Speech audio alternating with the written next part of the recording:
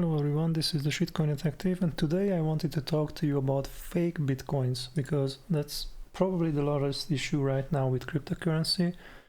So the reason I'm talking about this is of course the FTX collapse that we've seen in the past 1 week or 2 weeks maybe already. This is an article about CNN Business where they are talking about criminal investigations, possible hack of $470 million worth of cryptocurrency. I think it's worth less now because due to that hack it's been free falling for a while, and accidental transfer. So this is what CNN is talking about, mainstream media. This is what the Wall Street guys are reading about, on the daily newspaper. So fake Bitcoin. I've been bringing you this Cointelegraph article, which we're talking about Bitcoin scarcity rises, and that's because there has been already 1.2 million BTC taken out of circulation. Now, this article is very easy to misunderstand. The way it's phrased, that it's actually telling you that this is the amount of Bitcoin that was sold by these centralized exchanges that sell you fake Bitcoin. So they sell you tokens that they don't have, and you can buy them and you pay for it with your fiat money or other cryptocurrencies. In exchange, they gave you a number on a spreadsheet, which there is no real value behind it. So as we can see, the latest FTX is about 70,000 Bitcoin lost, but we have, for example, here MTGOX, which was it's the largest, although it happened years ago, so that's why probably the amount of value behind it is back then was much less, but this is 650,000 Bitcoin. So on current value, this is people giving money away for basically scammers who are running centralized exchanges.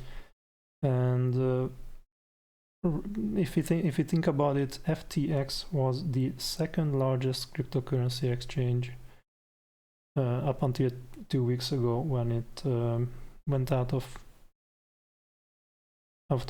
business, and now it's under a criminal investigation. So this is the amount of Bitcoin that people purchased through centralized exchanges that had nothing behind it and that weren't covered, that they kept in their wallet on the exchange, and they lost all their money because of it.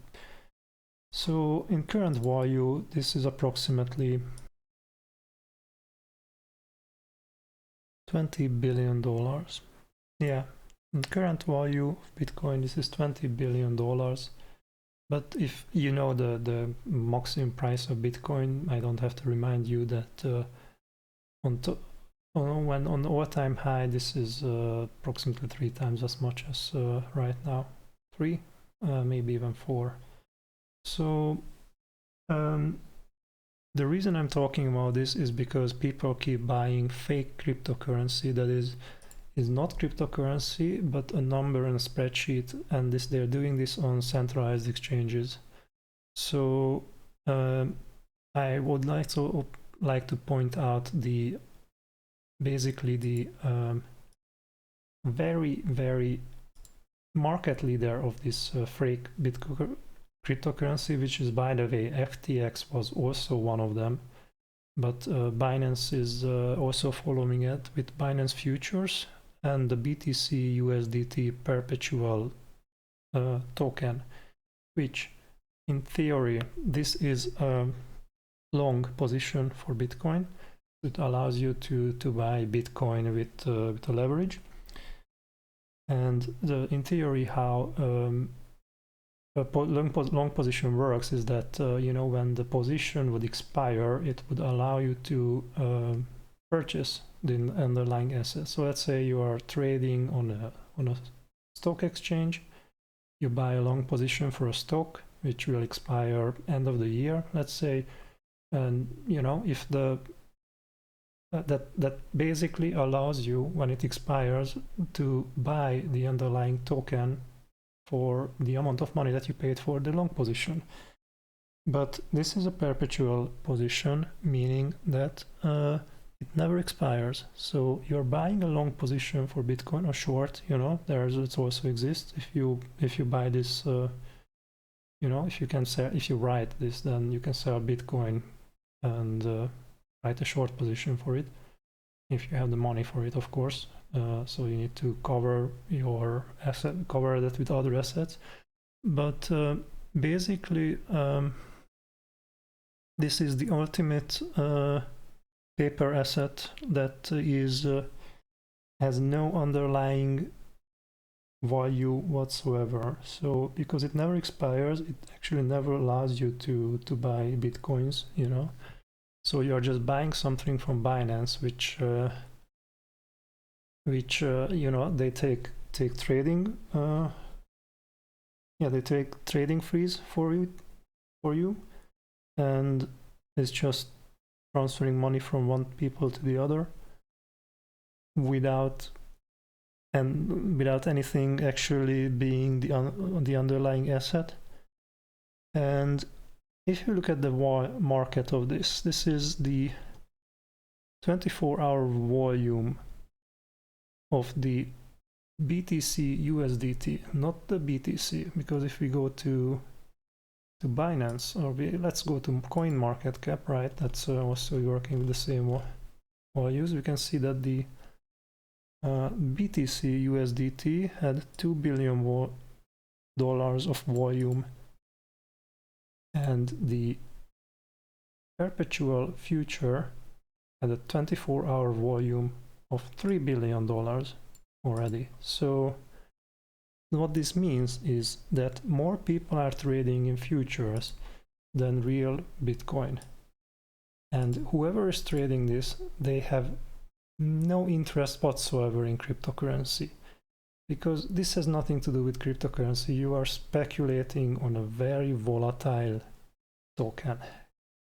There are no holders here. There are no people who will want to, you know, who are interested in the technology. There are no people who are, you know, want to get away from centralized exchanges, get away from institutions that can control your money. These are people who are speculating, and these are the people who are changing the price of the token a lot more than